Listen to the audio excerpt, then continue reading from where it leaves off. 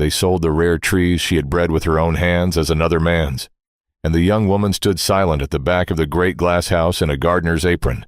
while a roomful of fashionable strangers admired the famous orangery of Wrenfield, and never once said that the trees were hers,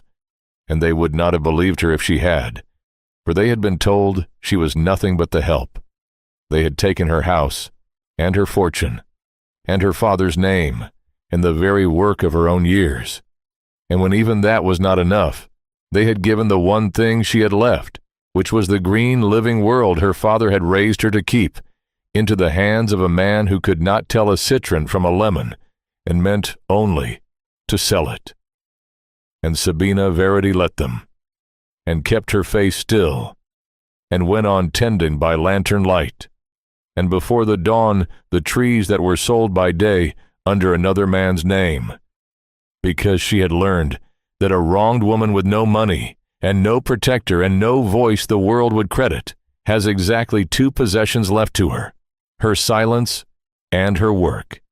And she did not yet know that the man who was about to walk into her glasshouse would, before the winter was out, make the very glass of it speak the truth her father had cut into it against this day. It was a bright, cold morning in the last week of January, when the cold Viscount Marbury came to Wrenfield to buy a rare tree, and that morning is where I will begin, though Sabina's story begins long before it. For everything that had been done to her over 3 slow years was about to be undone by a single hour of low winter sun, and a man exacting enough to look where no one else had thought to look. I have been waiting a long time to tell you Sabina's story, the whole of it, the robbery, and the silence, and the sold-off trees, and the cold, proud man who came to buy from a thief, and stayed to find the truth. So settle in, and stay close by her side through what is coming, because a woman who has been counted as nothing for 3 years, and made to serve in the very glass house that was hers by right, is about to be made plain before the very people who could not be troubled to ask her a single question, and what she does when at last her name comes up out of the glass into the light, and what the man who first took her for a servant does when he learns whose mind has kept those famous trees alive all along, is a thing worth staying for to the very end. But to understand how the truest gardener in the county came to be standing silent at the back of her own glasshouse, while a roomful of fashionable people admired her own stolen work, you have to understand what had been done to Sabina Verity, and what she had been told she was, and what the world had been made to believe of her for the better part of 3 long years. She had been the only child of Sir Henry Verity of Wrenfield, the celebrated naturalist of the county, and a gentleman of an old, comfortable family, and she had grown up the cherished heiress of a handsome estate, with the run of a great south-facing glasshouse, and a long, warm orangery, where her father kept his rare trees and his curious plants, and the unthinking certainty of the well-loved child that the world was a safe place, and that she was somebody in it. Her own mother had died when Sabina was small, and so it had been father and daughter together at Wrenfield through her growing up, close as a graft, and the stock it is bound to. And Sir Henry had raised her himself, and had done one thing for his daughter that no one else in the county would have thought to do for a girl. He had seen, when she was very young, that she had it, that rare, patient genius for living things, that she could coax a seed the books called impossible into leaf, and read the health of a tree in the set of a single curling shoot, and better, could take 2 trees and join them and make a third that had never been in the world before, and instead of calling it a pretty taste for flowers and steering her toward the netting box and the watercolor easel, he had taken it seriously. He had taught her botany and the Latin names and the long patient disciplines of the propagator that the fashionable gardeners had let fall, the grafting and the budding and the raising of citrus under glass through an English winter that half the great houses of the kingdom could not master. And then, when she had outrun even what he could teach, he had let her teach him, and had stood by her at the bench in the long green evenings, while she bred things he had never seen, and had told her, more than once, in the plain, certain voice she remembered all her life, that a true thing well made was a kind of honesty, that anyone might buy a famous tree, but that the truth of a garden came up out of the hands that made it, and could not be faked or bought or stolen, and that she had it, and must never let anyone tell her she did not. She had believed him, because she was happy, and because it was true. And of all the things her father made, and all the things he taught her to make, there was one that was theirs above the rest, the chief glory of the Wrenfield Glasshouse, and the wonder of the county. For over many slow years, Sir Henry and his daughter had bred, by graft on graft and a patience that ran past one human lifetime into two, a single great citron tree that bore a fruit no other garden in England could show, large and golden and sweetly scented, ripening in the dead of an English winter, when every other such tree in the kingdom stood bare or dead, and it stood in the place of honor in the warmest corner of the orangery, in a great urn of lead, and it was the one living thing on the whole estate that Sabina loved as you love a person, because she had raised it from a slip no thicker than a straw with her own two hands, and because her father had given it, half in earnest, her own name. He called it Sabina's tree. The county called it the Wrenfield citron, and came from 30 miles to see it fruit,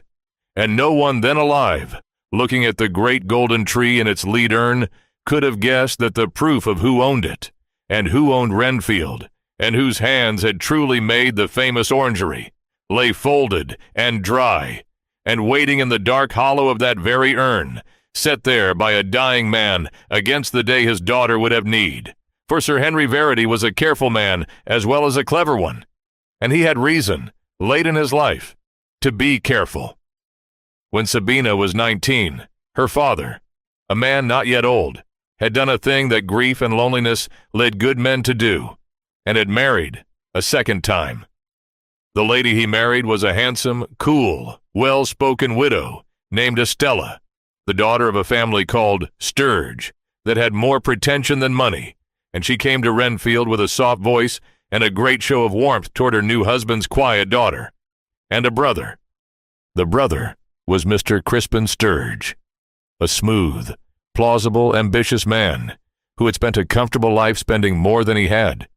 and who took to coming a great deal to Wrenfield once his sister was its mistress, and made himself agreeable, and looked about him, and counted, in the cold private way of such men, what there was to be had, and with Mr. Crispin Sturge came his only son, Lionel, a handsome, idle, charming young man of 23, with his father's plausible tongue, and none of his father's energy, who had been bred to expect a fortune, and was beginning to be uneasily aware that there was none coming to him by the ordinary road. For the first year or two, it was no worse than 100 such marriages, a cool stepmother and a quiet stepdaughter keeping a wary peace under one roof, and Sir Henry, who saw more than he said, kept his daughter's interest close in his mind, and his lawyer closer. For he had made his will, a plain and proper will, drawn and witnessed by his honest old solicitor, Mr. Endicott, that left Wrenfield and the whole of his fortune to his daughter Sabina, with no more than a fair widow's portion to his second wife. And he had told Sabina so, and told her too, in one of their last green evenings at the bench, that whatever came, she was the heir of Wrenfield by right and by law, and that the trees were hers, and that he had taken care of it. He had taken care of it. That was the thing she held to, after, through everything, that her father had taken care of it. What she did not know, what no one knew but the dying man and one faithful servant, was how very far her father, at the last, had been forced to go to make that care hold. For in the autumn of Sabina's 21st year, Sir Henry Verity began, quite suddenly, to fail, and into the long, anxious months of his illness, the household of Wrenfield shifted,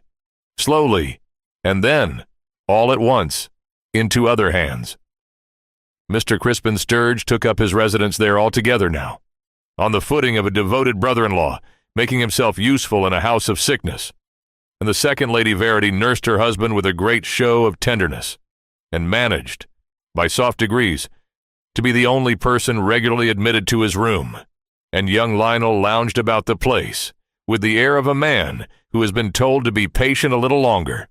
and they watched, and they waited, and they laid their plans. For the three of them had understood between them two things very quickly. They had understood that Sir Henry's whole fortune, the estate and the funds, and the famous Glasshouse, and the wonder of the Wrenfield citron, was about to pass to a quiet, motherless girl of 21, who had spent her life among trees, and not among lawyers, and had not a friend in the world to act for her. And they had understood that a girl in such a case, with the right paper produced at the right moment and the right story told about her, might be set aside entirely behind the people who chose to stand in her place. What they took the way clever cold people take, with patience and paper and a perfect, smooth surface. There was a will. It would later be produced. A new will, drawn up. It was given out, in those last, soft, confused weeks of Sir Henry's illness, by which the dying man, his affections having altered, it was said, in his final months, and his confidence in his daughter's capacity, having sadly failed as her grief made her wild and strange, had left the whole of Wrenfield and his fortune to his beloved wife Estella for her life, and after her to her nephew Mr. Lionel Sturge, in trust, the daughter Sabina to receive only a small annuity, and the right to remain at Wrenfield so long as she made herself agreeable and useful, and gave no trouble. And it was signed, this will, in a hand that shook.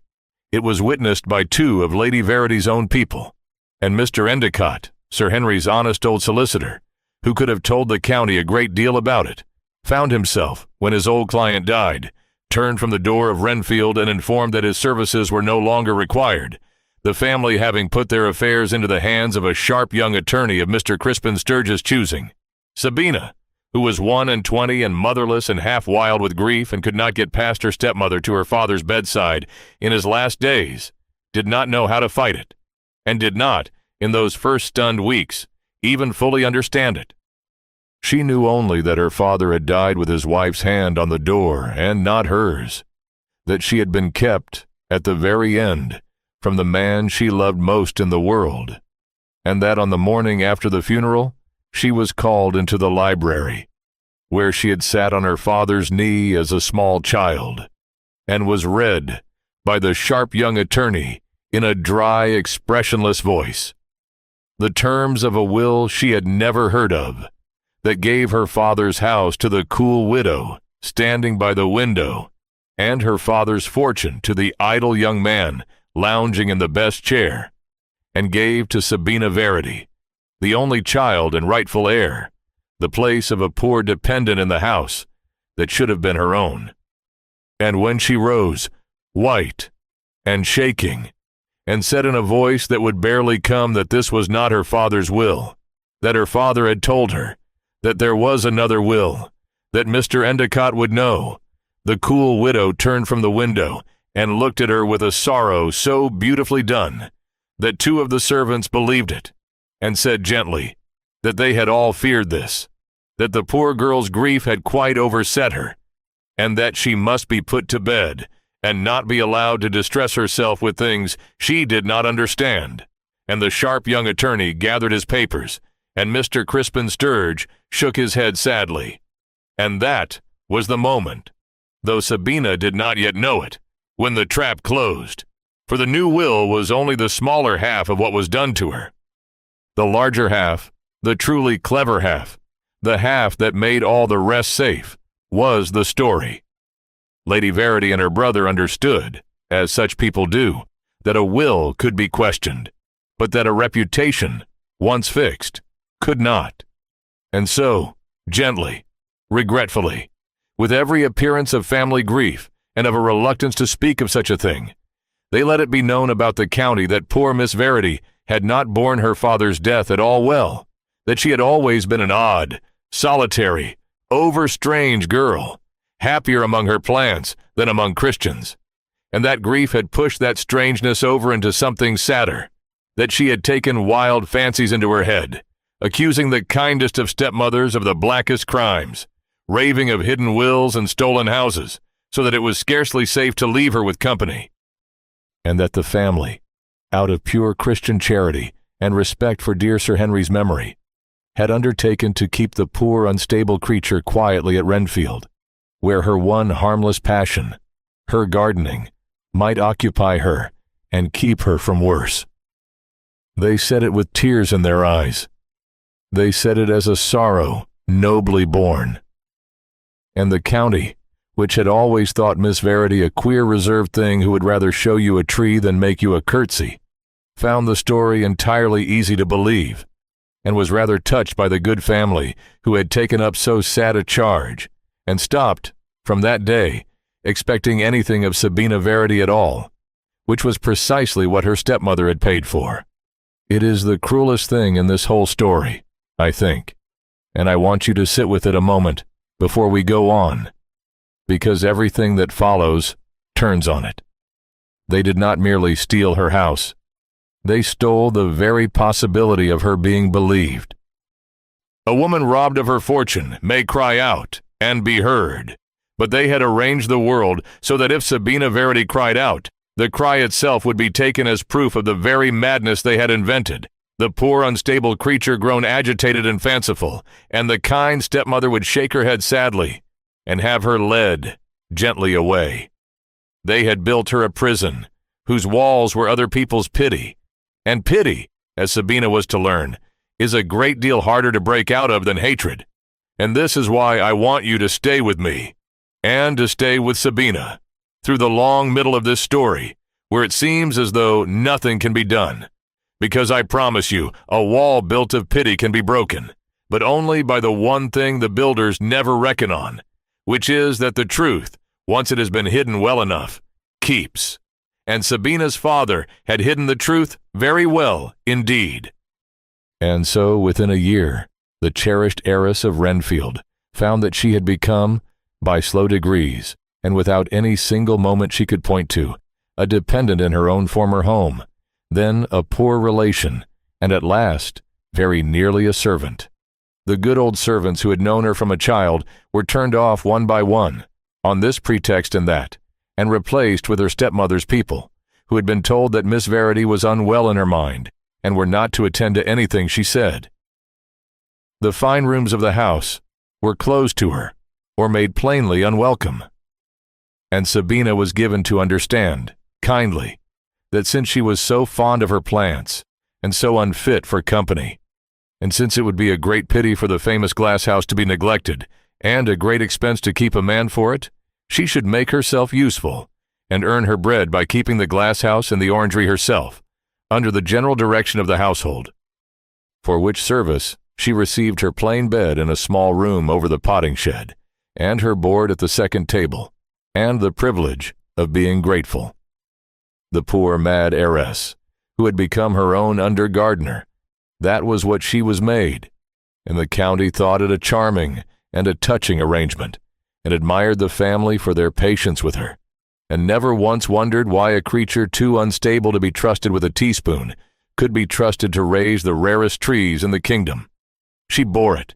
She bore it because there seemed nothing else to do, and because grief had hollowed her out, and because some part of her, the part that had been a happy loved child at her father's bench, could not quite believe that the world she had been promised was safe, had turned on her so completely. She bore it with a straight back, and a still face,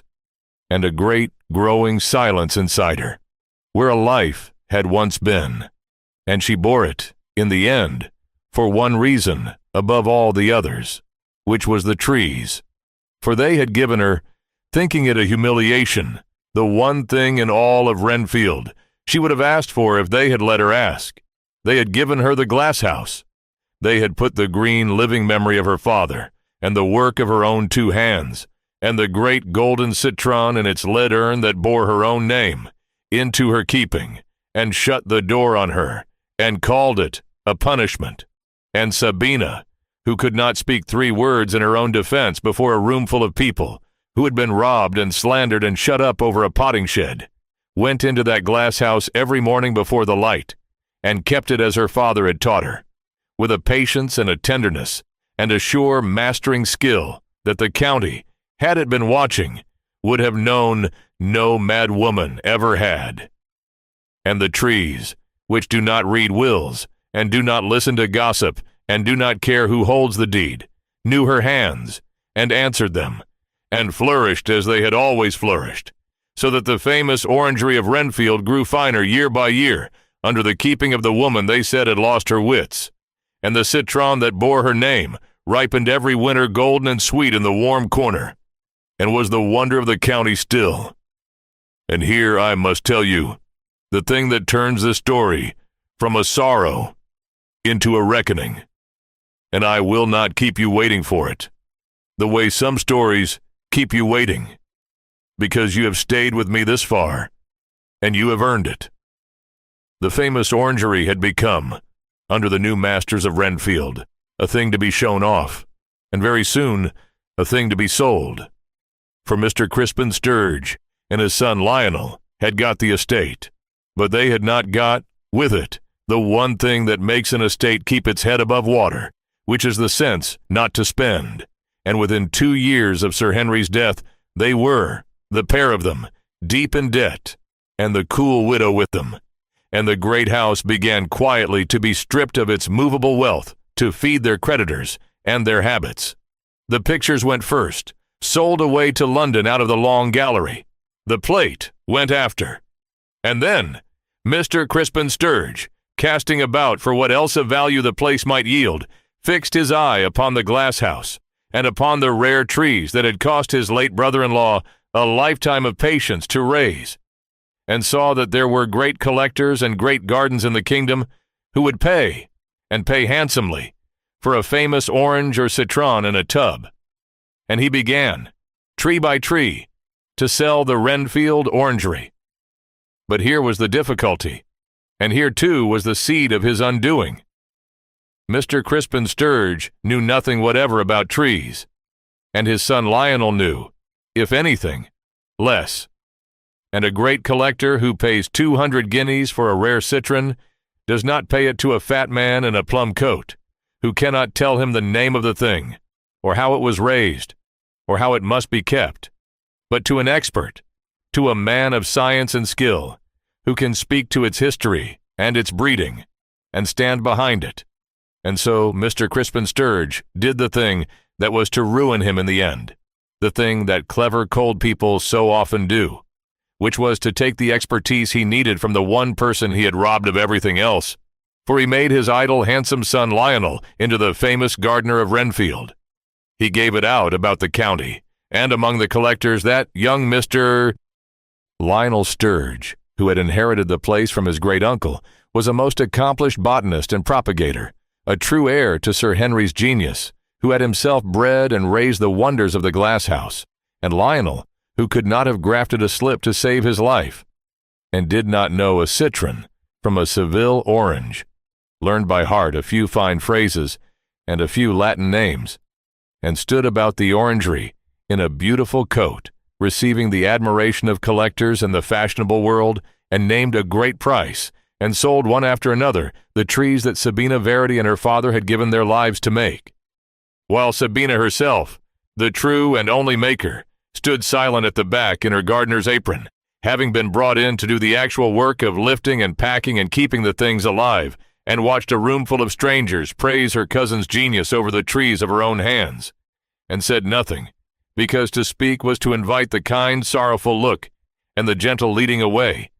and because there was no one in the world who would have believed the mad under-gardener over the charming young master of the house. For 3 years she lived so, 3 years of standing silent at the back of her own glasshouse, while the work of her years was praised and sold under another's name. 3 years of lifting with her own careful hands into a stranger's cart the trees she had raised from slips, and saying a private goodbye to each one, and going back to the bench to keep alive the ones that were left. And she told no one, and she cried out to no one, not because she had given up, but because she had learned the shape of her prison, and knew there was no use beating on those particular walls. And she did the one thing they could not stop her doing, which was to keep faith with the green living things, and with her father's memory, and with the truth, and to wait. For her father, at the very last, had given her two strange instructions that she had not understood at the time, and that she had turned over in her mind 1,000 times in the long, cold morning since. And though she did not yet know what they meant, she had kept them, the way you keep the last words of someone you loved. Against the day, they would come clear. The first instruction her father had given her, in the last week of his life, in a moment when his wife had been called from the room and they were alone, had been about the great citron tree, Sabina's tree, in its lead urn. He had taken her hand, and he had been very weak, but his eyes had been clear and urgent, clearer than they had been in days, and he had told her that whatever happened, whatever was said, whatever paper anyone showed her, she was never, on any account, to let the great citron in the lead urn be sold or moved away from Wrenfield,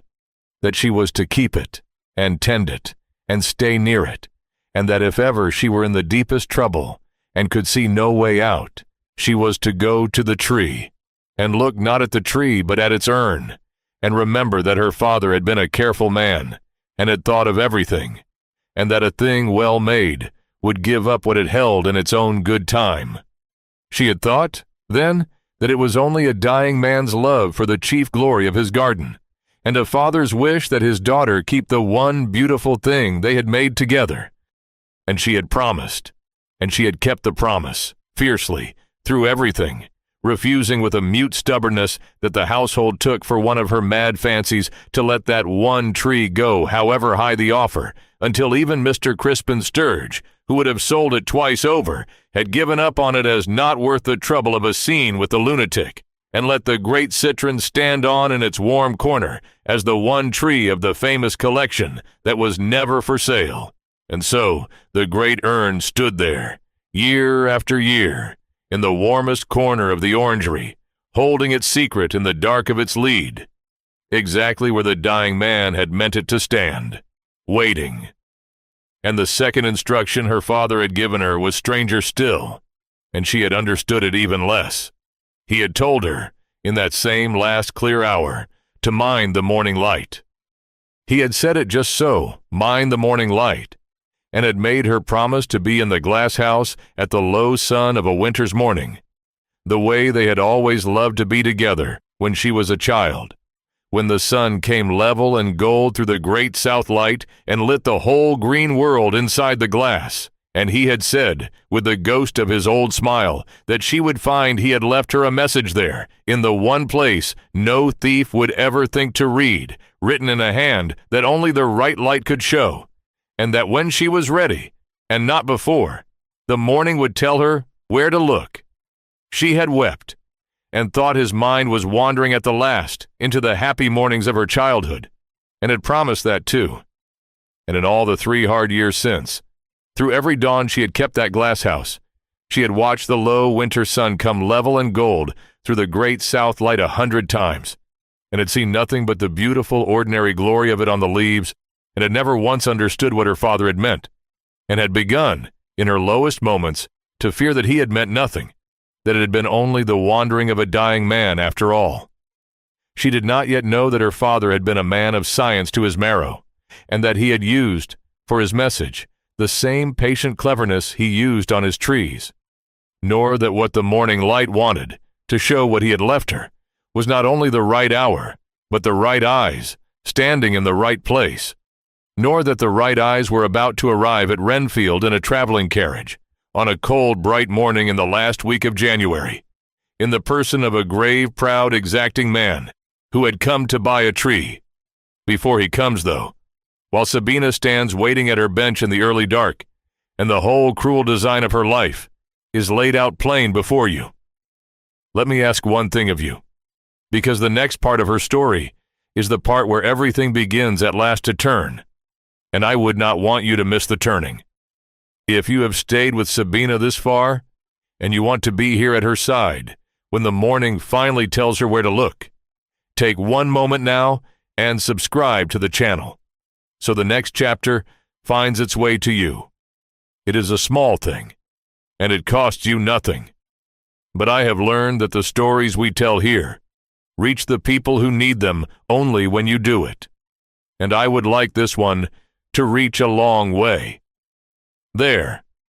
That is the only time I will ask. Now come back to the Glasshouse, because the carriage is at the gate.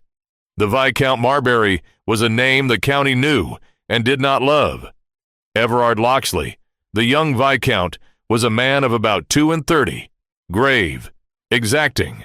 and very rich, the master of a great estate, 2 days' journey to the north. And he had a reputation among the fashionable people who had tried and failed to charm him for being cold. He did not dance attendance on hostesses. He did not flatter. He did not suffer a fool or a fraud for the sake of being agreeable. And he had a way of looking at a thing, or a person, with a long, level, gray-eyed attention that took its true measure and was not to be put off by surface, which made shallow people uncomfortable and dishonest people afraid. They called him cold for it. In truth, he was not cold, but exact, a serious private man who cared for very few things and cared for those few with his whole considerable heart. And the chief of those few things, the one passion of his guarded life, was the science he had loved since he was a boy, which was botany. He was, though the fashionable world did not trouble to understand it, one of the first naturalists of the kingdom, a true student of the living world, a man who kept his own great glass houses not for show, but for love and for knowledge, and who had once, as a very young man, known and revered Sir Henry Verity of Wrenfield, and had grieved at his death, and had wondered more than once in the years since what had become of the famous Wrenfield collection, and the daughter he dimly remembered Sir Henry speaking of, with such peculiar pride. What had brought him to Wrenfield, on that cold, bright morning at the end of January, was the citron.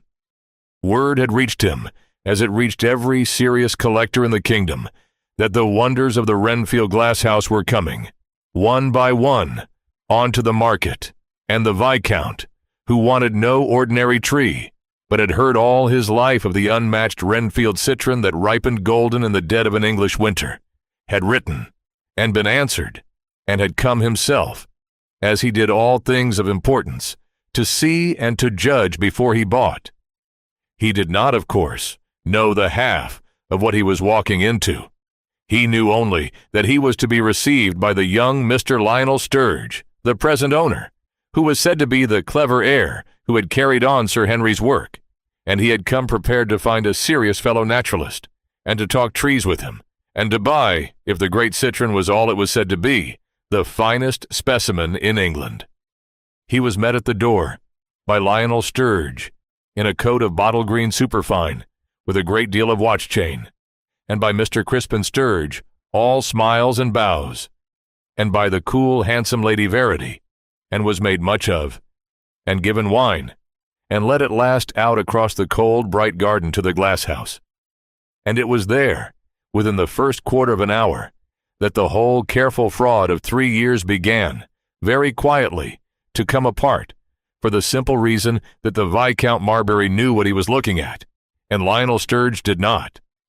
For the Viscount, walking down the warm green aisle of that famous orangery, was happy as he was rarely happy, among the living things he loved, and he did what such a man cannot help doing, which was to ask questions, real questions, a craftsman's questions, about this tree and that, how it had been raised, what stock it was grafted on, how it was wintered, why this one had taken, and that one sulked. And Lionel Sturge, who had learned by heart a dozen fine phrases, and a handful of Latin names, and not one true thing, floundered. He smiled, and waved his beautiful hand, and said that the secret was all in the situation, and that his great-uncle had taught him a great many things, and that the soil hereabouts was particularly favorable. And the Viscount, listening with that long, level attention, his face growing graver and quieter by the minute, understood within 10 minutes, with the certainty of one expert measuring another, that the charming young man beside him did not know the first thing about the trees he claimed to have bred, could not answer the simplest true question about a single one of them, and was, in plain fact, a fraud.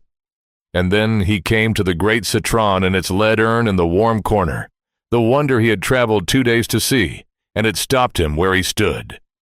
It was, he saw at a glance, the finest thing of its kind he had ever seen or hoped to see.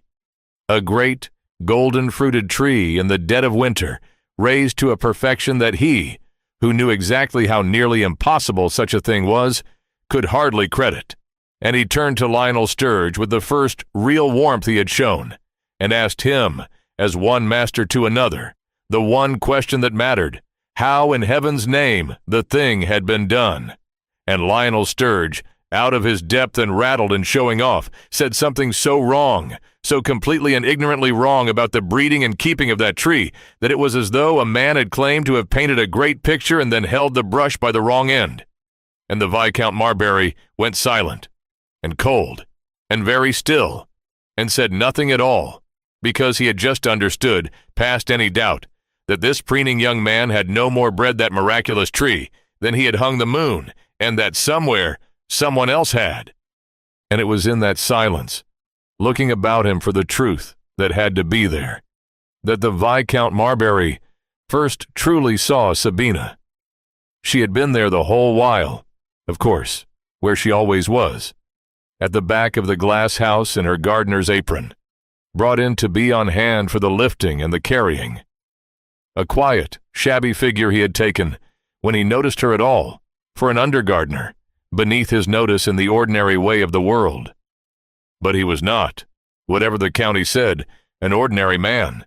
and he had learned to read living things and the people who tend them. And watching now, with all his attention woken and suspicious, he saw what no one at Wrenfield had troubled in 3 years to see. He saw how she stood, the straight back, the still composure that did not belong to a servant. He saw her hands, which, for all the dirt on them, moved among the trees with a sure, unconscious tenderness, settling a leaf here and steadying a branch there. That was not the work of a hired laborer, but the touch of a maker among the things she has made. He saw that when Lionel Sturge said his most ignorant things, the slightest flicker of pain, instantly mastered, crossed the quiet face at the back of the room, and he saw, above all, when he himself bent close to examine a difficult and beautiful graft on a lemon tree, and murmured, half to himself, a question that Lionel could not have answered if his life hung on it, that the shabby figure at the back went very still, and that her gray eyes, lifting, met his for one unguarded instant, with a flash of such fierce, sorrowful, intelligent understanding, the look of one expert recognizing another across a crowded room, that it went through him like cold water, and he knew in that instant, beyond his power to explain it, that he was looking at the person who had bred these trees. He said nothing then. He was far too careful a man to show his hand in a house he did not trust, before people he had decided within the hour were liars. He concluded his visit with a cold courtesy,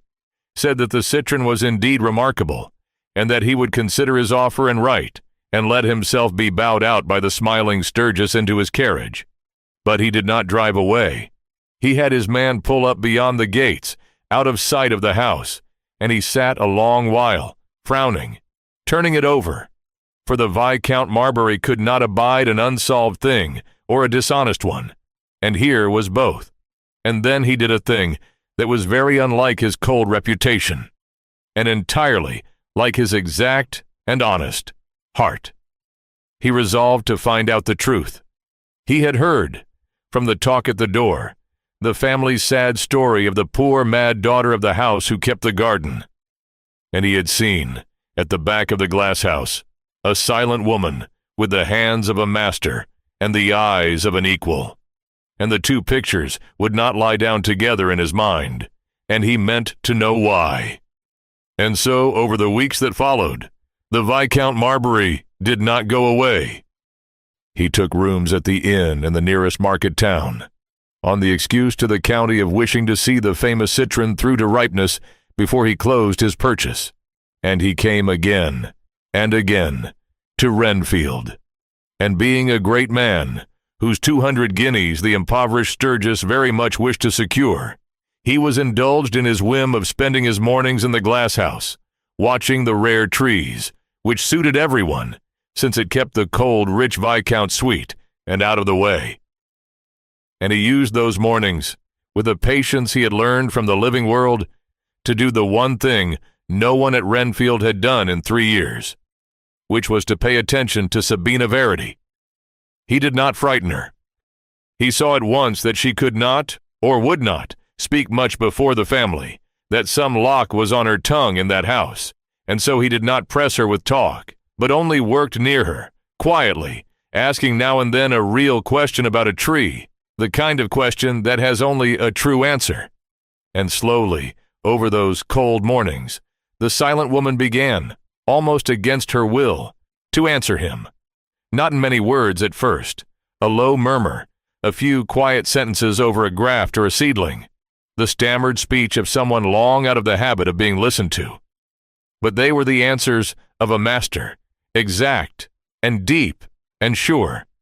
The answers of the one person in England who fully understood those trees. And the Viscount, listening, felt the last of his doubt fall away, and something else that he had not felt in many years, and did not at first know the name of, begin. There was a great assembly in the county that February, the chief ball of the winter, given at a neighboring great house, and the Sturges went to it in force, for it was exactly the kind of fashionable occasion at which Lionel's borrowed glory shone brightest, and they took Sabina, not as a guest, for that would never have done, but as a sort of useful appendage, since the hostess had begged that the famous young botanist would bring a few cuttings and curiosities from the celebrated Wrenfield Glasshouse to show the company, and someone had to carry and tend and arrange the things, and who better than the poor mad cousin who was so handy with a pot? And so Sabina found herself, on that glittering candlelit night, set to work at a side table in a corner of a great gilded ballroom, arranging upon it the rare little orange and myrtle and scented-leaved cuttings she had grown with her own hands, while the cream of the county swept past her in silken feathers without a glance, and gathered, a little way off, about Lionel Sturge, who stood among the trees she had raised in a coat the color of claret, and accepted with a beautiful modesty the admiration of the room. She heard him hold forth. She heard him explain to a circle of rapt and ignorant faces the breeding and the keeping of a little variegated myrtle she had bred herself over 4 patient years, and get every single fact of it wrong, gracefully, charmingly, with an air of careless mastery. And she heard a great lady ask him how he had come by so wonderful a gift, and heard him answer that it was in the blood, that his great-uncle had had it, and he supposed he had inherited it. And Sabina stood at her side table in the candlelight, with her hands quite steady among her leaves, and her face quite still, and said nothing, and arranged her cuttings, and was, to every soul in that bright room, invisible. It was the cruelty she had grown used to, the particular cruelty of being erased in plain sight. But there was one person in the room who was not ignorant, and who was watching. For the Viscount Marbury was there, having come to the great gratification of the hostess, who had not hoped for so cold and so grand a guest, and he stood at the edge of Lionel's admiring circle with a glass of wine he did not drink, and listened to the young man explain the myrtle, and watched the silent woman at the side table whose myrtle it was, and a slow, cold anger, the anger of an honest man at a thing fundamentally false, rose in him, and set his jaw. And presently he did a thing that scandalized the county, and was talked of for a fortnight. He turned his back, with deliberate and pointed rudeness, upon the celebrated young botanist in the middle of one of his finest flourishes, and he walked the length of that gilded room, past the dancers and the dowagers and the whispering feathers, to the despised side table in the corner, and he bowed to the poor mad gardener as gravely and as deeply as he would have bowed to a duchess.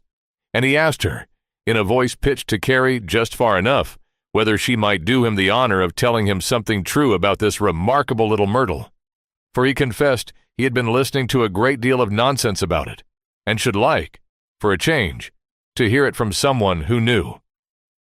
There was a small frozen silence in that corner of the room. Sabina lifted her gray eyes to his, and saw that he knew, that he had known all along,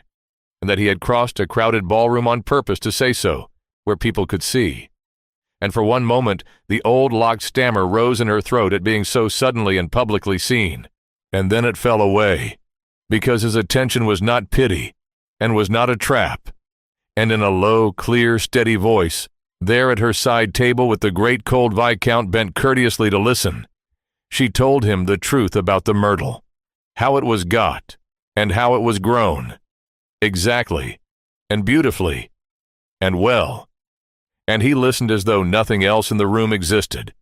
and at the end he inclined his head and said, quietly, that he had thought as much, and thanked her, and that he had not been so well instructed in a 12-month. It changed nothing in the eyes of the county, which only thought the cold Viscount had a strange taste for humoring lunatics, but it changed something between the two of them, and it frightened the Sturges, who had seen and did not at all like the look of it. And then, a week after the ball, the thing happened that bound the two of them past any power of the Sturges to part them, and it came, as the great turns in Sabina's life always came,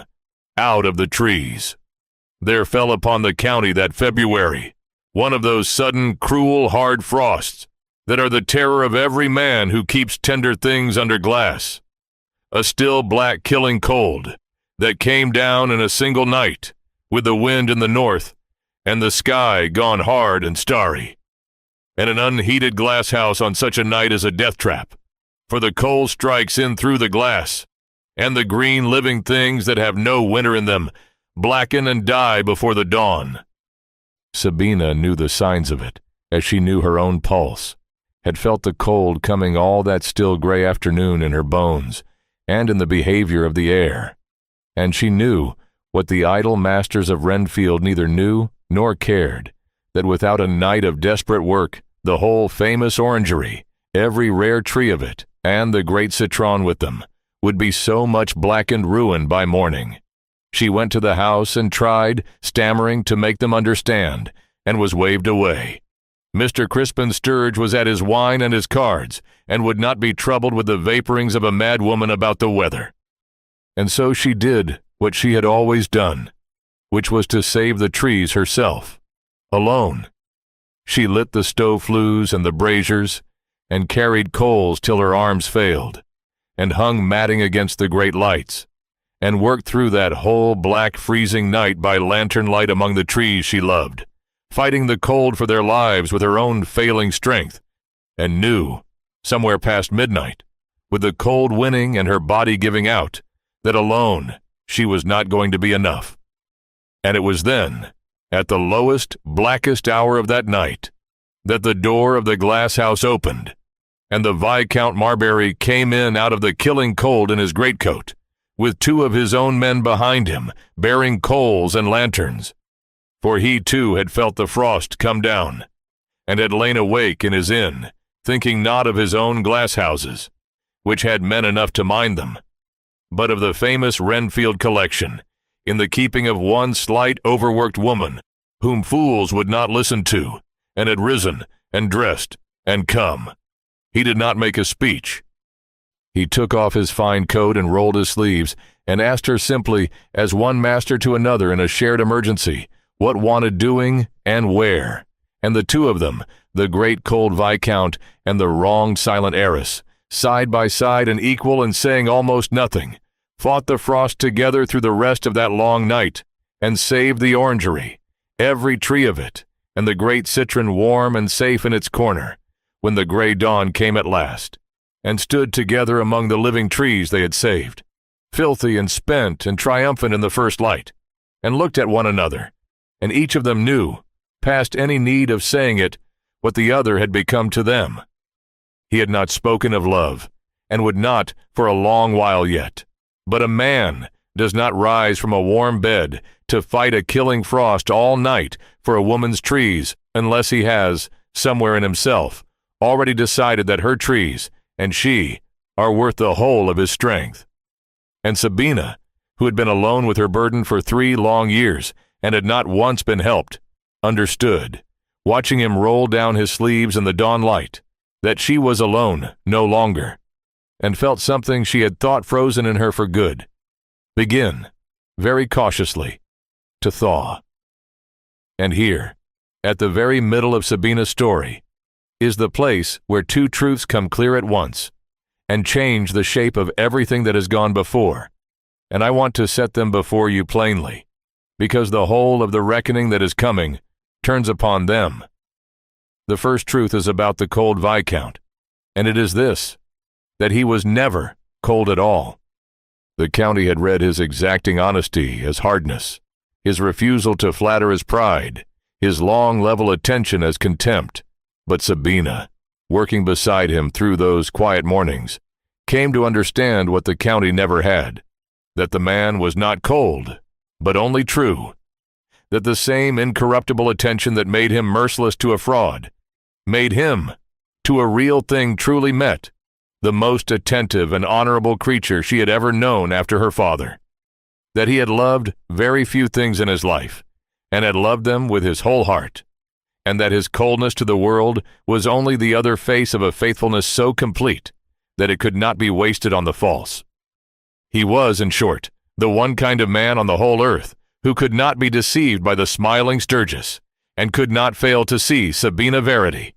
and the cruelty of fortune that had set her down silent and erased in a world that loved only surface, had, by the same stroke, sent her at last, the one man alive who looked beneath it. And the second truth,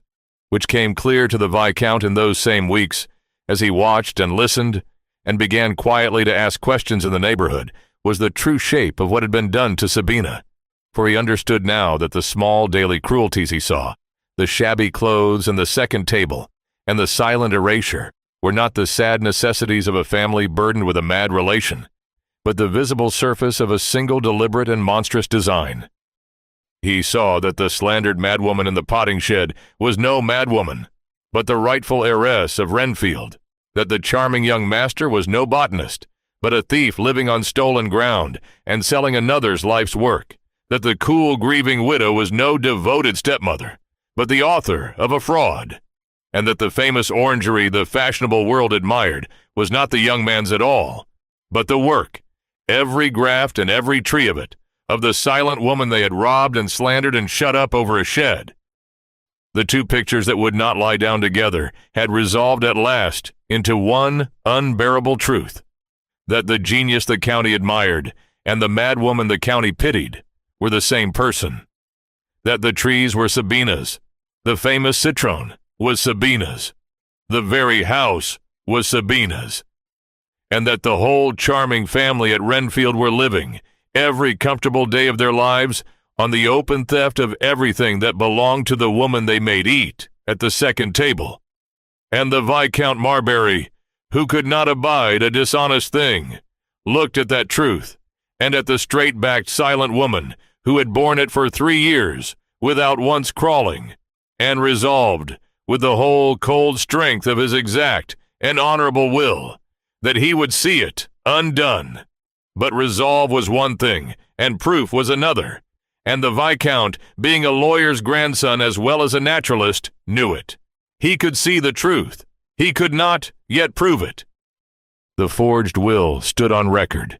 signed and witnessed. The true will, if it had ever existed, had vanished. The honest old solicitor had been turned away and silenced, and the word of a woman the whole county had been taught to think mad would weigh nothing against the smooth possession of the Sturgis. To move against them, with only his own conviction, would be to invite exactly the response the family had prepared for 3 years. The sorrowful shake of the head, the gentle leading away of the poor unstable creature, whose wild fancies had now, sadly, infected even a credulous stranger. He needed proof, hard, documentary, undeniable proof, and he set about getting it in the patient, thorough, relentless way he did everything. He wrote to his own man of business, a steady, weathered, discreet fellow named Mr. Bramber, who had served him for years, and set him quietly to work. And Mr. Bramber, asking careful questions in the right places, soon turned up 2 threads worth the pulling. The first was the existence and the whereabouts of Mr. Endicott, Sir Henry Verity's honest old solicitor, who had drawn a will for his client and been turned from the door when that client died, and who still lived, an upright, indignant old man, in a town not 20 miles off, and had never for one moment believed in the will the Sturges produced. And the second thread was the household itself. For Mr. Bramber found, among the turned-off servants of the old regime, scattered now about the county, one in particular worth the finding, an old head gardener named Mr. Penhale, who had served Sir Henry 40 years, had loved him, had been turned off by the Sturges within a month of his master's death, and who, when Mr. Bramber came gently to him, had a strange and halting and wonderful thing to tell. For old Penhale had been the one faithful servant who was with Sir Henry near the end, and Penhale, weeping, told Mr. Bramber that in the last week of his life, the dying master had called him secretly to his room one night when the wife was away, and had him carry up, hidden under his coat, a sealed packet of papers and the master's own diamond writing pencil, the little tool a naturalist uses to scratch a label on glass, and that the two of them, the dying gentleman and the old servant, had gone out before dawn, the master leaning on Penhale's arm and barely able to walk, to the Glasshouse, to the great citron in its lead urn, and that there, by lantern light, Sir Henry had done two things that Penhale had not understood, but had sworn on his life never to speak of, unless Miss Sabina herself had need. He had opened, with a key from about his neck, a hidden compartment that Penhale had never known was there, built years before into the thick hollow base of the great lead urn beneath the soil, a dry lead-lined chamber the size of a small drawer,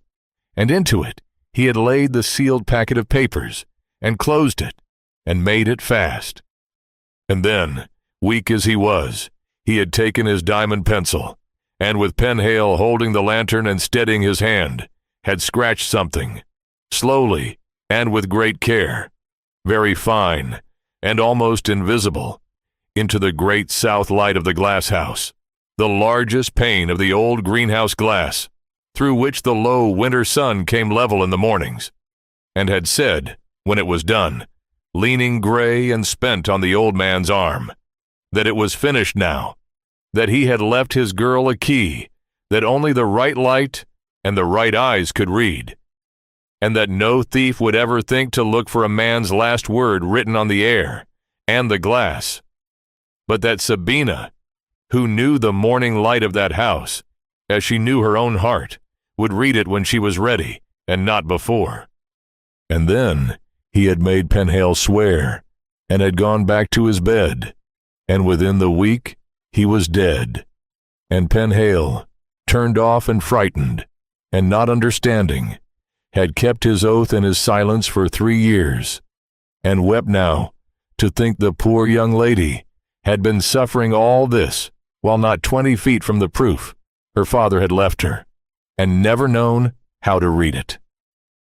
When Mr. Bramber brought this to the Viscount Marbury, who did not often show what he felt, sat very still for a long moment, and then he understood, all at once, the whole of it, the cleverness and the love of the dying man, and what the great citron's urn held, and what was scratched on the south light, and why the old master had told his daughter, with his last clear breath, to mind the morning light. And he understood, too, with a naturalist's certainty, why Sabina had watched that morning light 100 times and never seen the message, for her father had been cleverer even than the old servant knew. A line scratched fine with a diamond on a pane of glass is all but invisible by ordinary light, and invisible from within the glasshouse looking out. It shows only when the light rakes across it at a low angle from the proper side, throwing the faint scratches into sudden silver relief.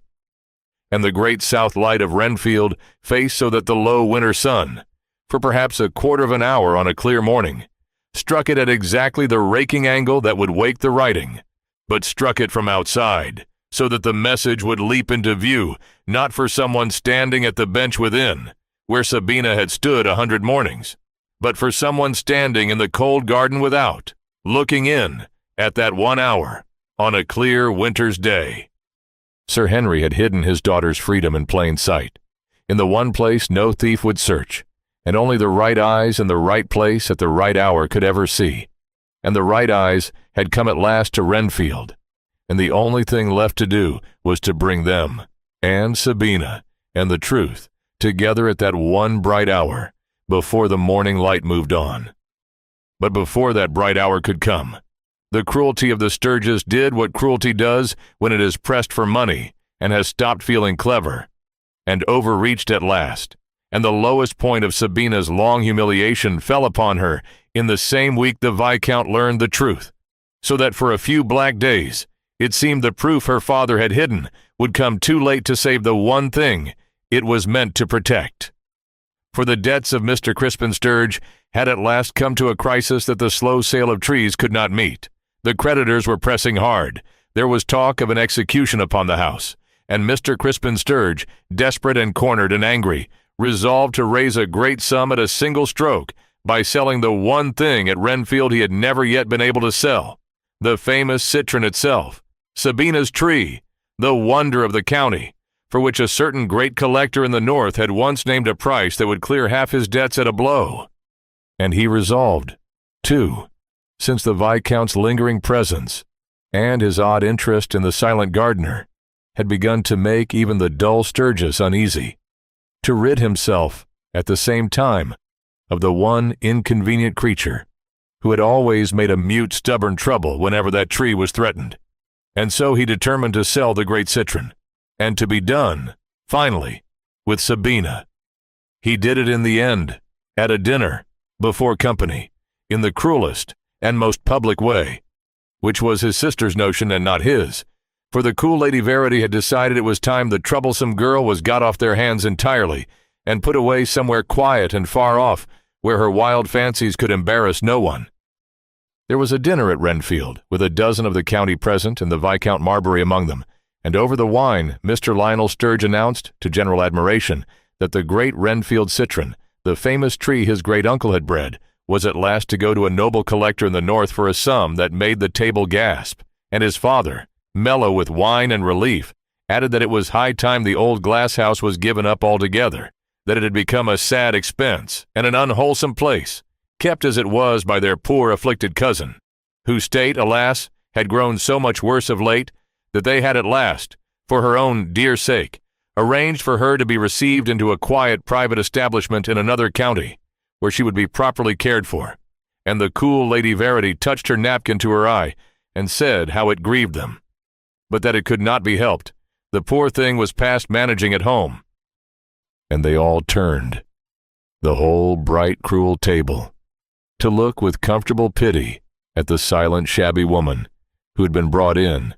as a sort of ghastly courtesy, to hear her own fate read out among the wine glasses. And Sabina Verity stood at the side of the room, very straight and very white,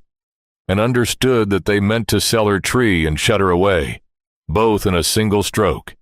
and that the proof her father had left her, whatever it was about to come too late. And it was here, at the very bottom, that two things happened that you should hold close, because they are the hinge of the whole story. The first is what Sabina did, for she did not crawl. With the whole table watching to see the mad creature weep or rave and so prove their kindness right, she did the one thing they had never once seen her do, and never thought she could. She straightened, and she lifted her chin, and across the silent room, in a low, clear voice that shook, but did not break, and did not falter into the old locked stammer, because for once in 3 years she was not pleading, but only telling the truth, and had stopped being afraid. She said, "I bred that tree." She said, "My father and I bred every tree in that glass house with our own hands, and the work you sell is mine, and the house you sit in is mine, and I am not mad, and I never was, and my father left a true will, and one day you will all know it." And for a moment, the table was perfectly silent, shocked by the straight back, and the steady voice, and the thing no one had ever heard the poor mad gardener say. And then Lady Verity gave her sad, beautiful sigh, and said, "You see how it is Poor soul, worse and worse. And two of her men moved quietly to lead Sabina from the room, and the moment passed, and the comfortable pity closed over it again, exactly as the family had always known it would, the truth itself taken for the final proof of her madness. But it had been said. For the first time in 3 years, it had been said aloud, in her own true voice, before witnesses, and one of the witnesses was the Viscount Marbury, who sat through the whole of it, with his face like cold stone and his eyes never leaving her, and who, when she was let out, rose quietly and made his excuses and left, because he had heard enough, and because the time for patience was over, and the time to act had come. The second thing that happened was that the Viscount Marbury, riding back to his inn through the winter dark with his jaw set, made his plan. For he saw that he now had, perhaps 2 days before, the great citron was carted north, and Sabina shut away, and that the slow, careful gathering of a case at law, which was what such a fraud properly called for, was a luxury he no longer had. He would have to force it all at once, in the open, before witnesses, and he would have to do it by the one means the dying Sir Henry had left that no court and no forgery could answer. He would have to bring the whole proud, cruel company of them, and the silent heiress, and the great citron, and the morning light, together in that glasshouse at the one bright hour, and let the dead man's cleverness do in an instant what the law could not do in a year. And so he sent that very night for old Penhale, and for the indignant Mr. Endicott with his memory of the true will, and for his own Mr. Bramber with all the threads he had gathered, and he sat up the whole of that night by candlelight perfecting the thing. And the next morning he rode to Wrenfield, and with the cold, easy authority of a great rich man whose money they badly wanted, told the Sturges that before he closed his purchase, he must see the famous citron one last time, by the best light, the low light of the very next clear morning, and that he wished the whole family present to conclude the matter, and the Sturges, who could refuse nothing to the man whose 200 guineas they meant to have, agreed, suspecting nothing, and so set the stage with their own greedy hands for their undoing.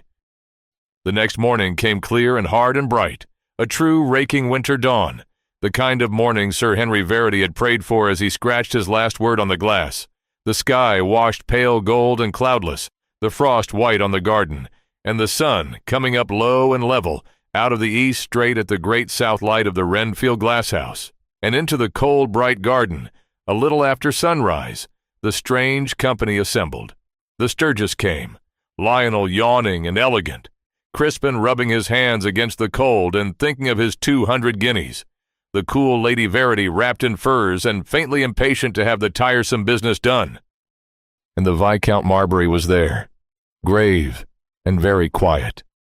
and with him, to the family's vague surprise, 2 strangers, an upright, indignant old gentleman in a good dark coat, whom none of them knew was Mr. Endicott, and the Viscount's own steady man, Mr. Bramber, and standing a little apart, weeping silently in the cold, an old turned-off head gardener named Penhale, whom Crispin Sturge frowned at, and did not at first place. And Sabina was there, brought out from her room over the potting shed by the Viscount's particular request, on the pretext that the gardener must be present to handle the tree, standing pale and uncomprehending in her shabby cloak among them all, not knowing why she had been summoned to watch her tree sold, not knowing that her father, 3 years dead, had appointed this exact bright morning to set her free. The Viscount Marbury let them gather, and let the low sun climb, watching the eastern sky with a naturalist's exact patience for the one bright quarter of an hour he needed, and when the sun had lifted to just the angle the dead man had reckoned on, when it came level and gold and raking straight across the face of the great south light from outside, he turned to the assembled family with a courtesy that had gone cold and hard as the frost underfoot, and said that before any tree was sold, he had something to show them, and that he would trouble them all to come and stand with him here, in the garden, before the great glass, and look. And he stood them where the dying Sir Henry had meant the right eyes to stand, in the cold garden without, looking in through the south light at the green world within, and for a moment they saw nothing but the ordinary glory of the low sun on the glass and the leaves beyond. And then the Viscount said, quietly, "Look at the glass itself, and the raking gold light, striking the fine, diamond-scratched lines at last at the one angle that could wake them, threw them up all at once into sudden silver fire. And there, written large and plain across the great south light of Wrenfield in Sir Henry Verity's own clear hand, blazing out of the morning sun where it had waited 3 years for the right light and the right eyes, were the words the dying man had left his daughter. And they read, for every person in that frozen garden to see, 'This glasshouse, and all within it, and Wrenfield itself, are the property of my only child and rightful heir, Sabina Verity. My true will lies hidden in the base of the great citron's urn. Whoever reads this, see justice done. Henry Verity.'" There was a silence in the cold garden then, that Sabina remembered all her life. She stood and read her father's hand blazing in the risen sun. The message she had watched that glass 100 mornings, and never seen, because she had always stood within, and never without. And she understood, all in a rush, the whole of it, the urn, the morning light, mine the morning light, a thing well made will give up what it held in its own good time. And her hand went to her mouth, and 3 years of held silence broke in her, not into the locked stammer, but into a single sob of pure understanding. Because her father had not been wandering. Her father had taken care of it. Her father was reaching out of his grave, across 3 years of cruelty, to set his hand on her shoulder in the cold, and tell her she was free. And the Sturges stood and read it too. The cool Lady Verity went the color of ash. Mr. Crispin Sturge made a sort of strangled sound, and started forward. Whether to deny it or to break the glass, no one ever knew. For the Viscount Marbury's man, Mr. Bramber, stepped quietly into his path, and Lionel Sturge, the famous botanist who could not name a tree, stood with his beautiful mouth open and nothing whatever to say. And the Viscount Marbury, who had waited a long time for this, and meant to do it thoroughly, did not stop with the glass. He led the whole white-faced company in through the door of the glasshouse, down the warm green aisle that Sabina's hands had kept, to the great citron in its lead urn in the warm corner. And there, with old Penhale weeping and nodding beside him, he knelt and cleared away the soil at the foot of the great tree, as the old servant directed, and found, set into the thick hollow base of the lead urn, exactly where the dying man had laid it 3 years before, the small lead door of the hidden chamber. And he opened it,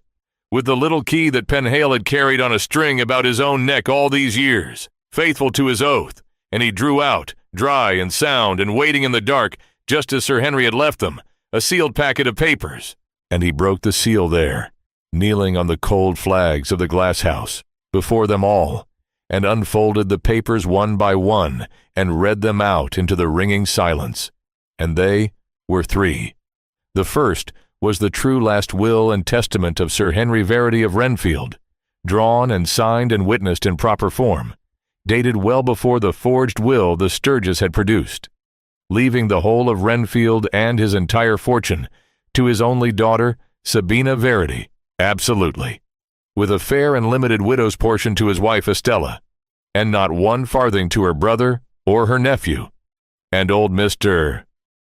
Endicott, stepping forward indignant and vindicated, said in a hard, clear voice that he knew that will, that he had drawn it with his own hand and witnessed it, that it was the true and only will of his old client, and that he was ready to swear to it before any court in England. The second paper was a letter in Sir Henry's hand, written, the date showed, in the last week of his life, a letter of confession and of warning,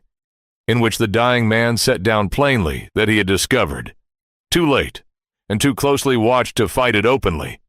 that his wife and her brother meant to rob his daughter, that he feared they would force or forge a will and put it about that the girl was mad, so that no one would believe her, that he had drawn his true will and hidden it, and the proof of his meaning, where only his daughter, guided by their old love of the morning light, could find it when she had need, and that he begged whoever read it to see his Sabina righted, and to tell her that he had known, at the end, exactly what she was, and that it was not madness but genius, and that he had never in his life been prouder of anything than of her and of the trees they had made. And the third paper was the record itself, the proof past all denying of whose hands had truly made the famous orangery, for it was Sir Henry's own propagation book, the careful dated journal of the Wrenfield Glasshouse, kept year by year in his hand, and then, for the last years of his life, increasingly in another, finer, surer hand, that was Sabina's. The whole history of every rare tree in that house, its breeding and its grafting and its keeping, set down by the two people who had actually done it, and naming, again and again, page after page, the daughter who had bred them, and naming in particular in a tender entry in the father's own hand, the raising of the great winter-fruiting citron, bred over years by his daughter Sabina with her own hands, the finest thing, he had written, that either of us has made, or ever will, and called by her name. There was no answering it. Lionel Sturge, who had sold those trees as his own for 3 years to half the collectors in the kingdom, stood named a thief in the dead man's own writing, beside the dated record of every tree he had never touched, and there was nothing left of the famous botanist of Wrenfield but a frightened idle young man, in a beautiful coat who could not tell a citron from a lemon, exposed at last before the very county he had gulled. The end of the Sturges came quickly after that, and it came, as such things should, not from any vengeance of Sabina's, but from the plain operation of the truth they had spent 3 years hiding. The Viscount Marbury, who did nothing by halves, had the whole of it laid before the law within the week. Old Mr. Endicott proved the true will, and the forged one, set beside it, did not survive an honest examination of its shaking signature and its bought witnesses, and the courts, slow but sure, undid in their season what had been done. Wrenfield was restored to Sabina Verity, its rightful owner, every acre and every tree of it. The forged will was set aside, and the true one proved, and the question of the monies the Sturges had spent, and the trees they had sold under a false name, and the deceit they had practiced upon the collectors and the county, passed out of Sabina's hands and into the hands of the law and the creditors, which dealt with the family far more harshly than she would ever have troubled to. Mr. Crispin Sturge, ruined, exposed, and now with the shadow of a charge of forgery and fraud over him, fled his creditors abroad, and was not heard of again in the county, but as a byword. His son Lionel, the famous botanist, who could not name a tree, found the whole fashionable world that had admired him laughing at him instead, the collectors he had cheated demanding their money, and not a door in the county open to him, and he sank, charming and useless to the last, into a shabby obscurity entirely of his own making. And the cool Lady Verity, stripped of the house she had stolen, and reduced to the modest widow's portion her husband's true will had, after all provided for her, the exact and only thing she had been entitled to all along, left Wrenfield for a small establishment in a far-off watering place where she was obliged to live for the rest of her days on precisely what the man she had wronged had freely meant her to have, and not 1 penny more, which was, when you think on it, a more perfect justice than any court could have devised. And the county, which had pitied the poor mad gardener for 3 years, and admired the charming young master, had now to swallow the whole truth at once, and did it with the speed and the shamelessness of fashionable people everywhere. For within a fortnight, there was not a drawing-room in the neighborhood that had not always known, my dear, that there was something not right about those Sturges, and always felt, somehow, that poor Miss Verity was a great deal more sinned against than sinning, and the very people who had looked through Sabina at 100 dinners now found they had always had the greatest respect for her remarkable accomplishments. Among them was a certain loud, vain, fashionable lady named Mrs. Tremaine, who had been used to come often to Wrenfield to be heard admiring Mr. Lionel Sturge's genius and getting every reason for the tree's merit wrong, while the true maker stood silent at her elbow, and who had once, with great condescension, patted the poor afflicted gardener kindly on the arm, and who was now to be heard everywhere declaring that she had perceived Miss Verity's quality from the very first, and angling without the least success for an invitation to see the famous citron from its rightful owner's own hand. Sabina received their new warmth as she had received their old neglect, with a still face and a perfect composure and a private inward amusement that her father would have loved, and let it run off her like rain off the glass-house roof. For she had learned in her 3 hard years exactly what the good opinion of such people was worth, and she did not mean to spend the rest of her life, now it was her own again, courting it. For here is the thing that mattered most, the thing this whole long story has been walking toward, and I want you to mark it, because it is where Sabina at last takes back not only her house, but herself. When it was all done, when Wrenfield was hers, and the Sturges were gone, and the truth was out, the Viscount Marbury, who had loved her, I think, since the morning her gray eyes met his, across the glass house with that flash of fierce understanding, and who had done all of this, not as a calculation, but out of the plain, honorable love of a true thing, came to her, gravely, and offered her his hand, and his heart, and his name. And it would have been the easy ending, and the expected one, for the rescued woman to fall gratefully into the arms of her rescuer. But Sabina Verity did not do the easy thing, because she had spent 3 years learning who she was, and would not now be anyone's grateful rescued creature, not even his. She told him, in her own clear voice, the stammer long since gone now that the fear was gone, that she was grateful to him beyond what words could carry, but that she had only just got herself back, her name, and her house, and her work, and her own free voice, after 3 years of being a thing other people decided the fate of,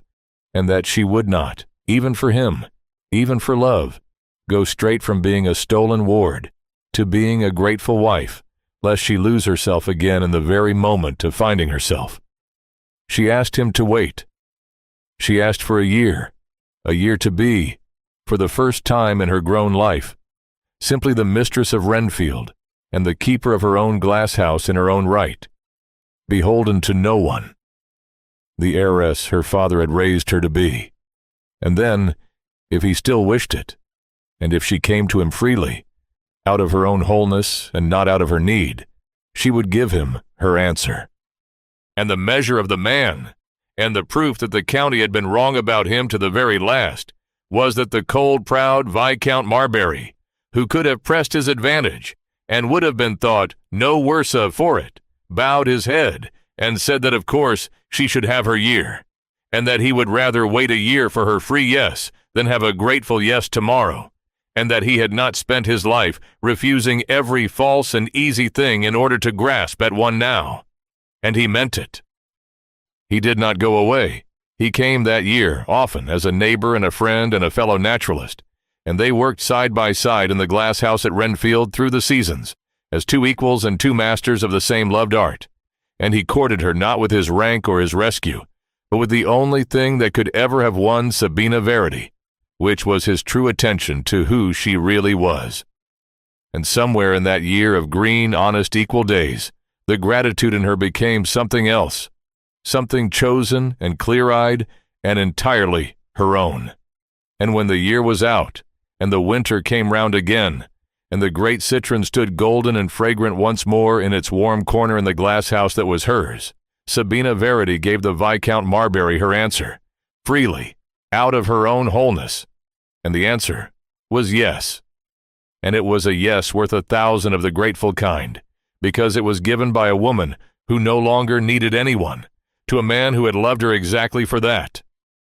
They were married quietly in the spring, in the old chapel at Wrenfield, and Sabina wore plain ivory silk and carried, instead of the hothouse flowers the county expected, a single sprig of citron leaf and blossom cut from her own great tree. And the two of them lived their long life half at his great estate in the north, and half at Wrenfield, which she would never give up and never let fall. And they joined their two famous collections and their two patient sciences, and became, together, the first naturalists of the age, and were happy in the particular deep way of two people who love the same true thing and have each, after long trouble, found the one other person who sees the world as they see it. And the trees, which had kept faith with Sabina through everything, and asked nothing of her but her hands, came back to Wrenfield one by one over the years that followed. For the Viscount, who forgot nothing, quietly traced the rare specimens that Lionel Sturge had sold away under his stolen name to the collectors of the kingdom, and bought them back, every one he could find, and brought them home to the Glasshouse that had bred them, so that the famous orangery of Wrenfield, scattered by greed, was made whole again by love, and stood finer in Sabina's later years than it had ever stood, the work of her hands restored to her hands. And in the warmest corner of it stood always the great citron in its lead urn, the wonder of the county, Sabina's tree, that her father and she had bred over 2 lifetimes, and that had carried in its own dark hollow, through 3 years of cruelty, the proof of everything. And the hidden chamber in its base, its work done, stood empty now, but the great south light above it was never cleaned of its diamond writing by Sabina's particular and unalterable order, so that on every clear winter morning to the end of her life, when the low sun came level and gold and raking across the old glass from the cold garden without, her father's hand blazed up out of the light for 1 bright quarter of an hour, the message that had set her free, the proof that he had taken care of it, the last word of the man who had known exactly what she was. And Sabina, grown and free and a master in her own right, would walk out into the frosty garden at that hour, to stand where the right eyes were meant to stand, and read her father's words shining in the morning sun, and be for that quarter of an hour a loved child at her father's bench again, before the light moved on and let the writing fade back into the clear, ordinary glass to wait for the next bright morning. Her father's grafting-knife she kept always in her apron, the worn ivory-handled blade he had taught her hands to use before she could read, and her father's last words she kept in her heart, and made, in time, the whole creed of her life and her work, and taught them in their turn to the young people who came from all over the kingdom in her later years to learn the patient science of the Glasshouse at the feet of the famous Lady Marbury, who had been the wronged heiress of Wrenfield. That a true thing well made is a kind of honesty no one can take. That anyone may buy a famous tree, but the truth of a garden comes up out of the hands that made it and cannot be faked or bought or stolen. And that a name a thief writes on a stolen thing is only ink and washes off, but a name worked patiently into the living truth of the thing itself, kept faithful in the dark through every cruelty, cannot be scraped away, but waits, like a word scratched on glass for the right light, until the morning someone has the eyes to read it. For this, in the end, was the truth the old Glasshouse had carried all along, folded in the dark of an urn and scratched fine on a south-facing light. And it is the truth I leave with you tonight. A true thing well made cannot be unmade by any lie, however the grasping and the cold may forge a will and slander a name, and sell another's life's work under a fairer one, and a name worked into the living truth of the thing, kept faithful through a long cruelty, cannot be scraped from the page nor scratched from the glass, but waits in the dark for the one morning the right light falls and the right eyes come to read it. So I will ask you, before the candle gutters,